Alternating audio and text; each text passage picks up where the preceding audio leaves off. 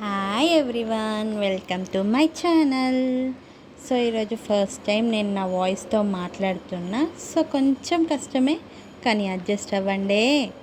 సరేలే, సొల్లు చెప్తుంది అనుకుంటున్నారా? సో డైరెక్ట్గా టాపిక్ వచ్చేద్దాం. సో ఏంటంటే వినాయక చవితి వచ్చిందా కదా. సో మా బిల్డింగ్లో వినాయకుని తీసుకురావడానికి వెళ్ళారు అందరూ. సో మీ నేను ఎప్పుడూ తెలంగాణలో జరుపుకున్నాను వినాయక చవితి, కానీ ఇక్కడ బొంబాయిలో ఎలా ఉంటుందో వినాయక చవితి చూద్దామా?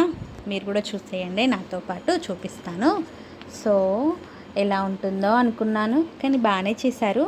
కానీ బ్యాండ్ మాత్రం సూపర్ ఉందో. అక్కడున్న వాళ్ళు ఎంత డ్యాన్స్ చేశారో తెలియదు, కానీ వీడియో తీసేదాన్ని మాత్రం 2 స్టెప్పులు వేసాను అనుకోండి.